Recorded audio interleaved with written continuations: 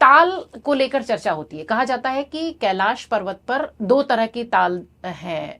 उसे लेकर क्या थ्योरी है? और दूसरी चीज, जो जानकार हैं जो इस पर शोध कर रहे हैं, वो क्या इसे सही मानते हैं? देखिए, दो ताल हैं वहाँ, एक मानसरोवर ताल है और एक राक्षस ताल है। इसको थोड़ा सा मैं साइंस के हिसाब से भी बता देता हूँ। ऐसा कहते हैं कि पहले इस पूरे इलाके में एक टेथिस सागर के नाम से एक समुद्र था।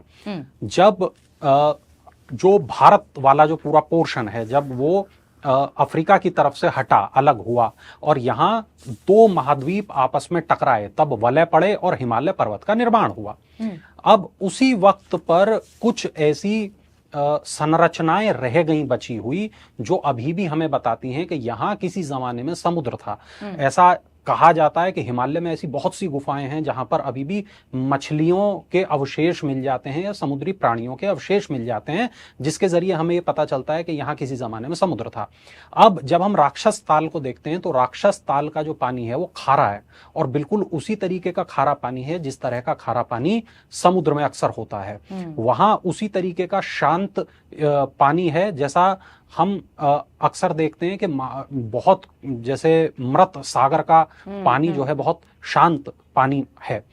लेकिन जब हम देखते हैं मानसरोवर झील को, तो मानसरोवर बिल्कुल अलग तरीके का ताल है। वहां पर जीवंतता महसूस होती है। वहां पर लगता है कि यहाँ वाकई नहाने से या इसके पानी को ग्रहण करने से आपके शायद दुख दर्द दूर हो जाते होंगे। तो जो भी हिंदू धर्म के लोग जाते हैं वहां, तो उनके लिए मानसरोवर यात्रा एक बहुत ज्यादा महत्वपूर्ण यात्रा है।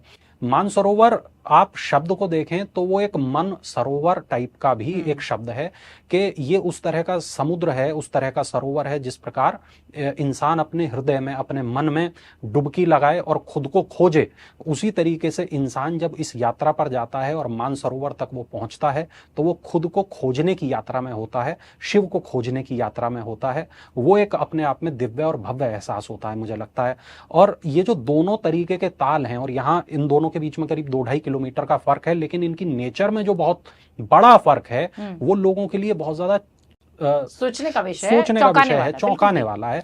और अभी तक भी इसको लेके कोई ठोस जवाब नहीं है।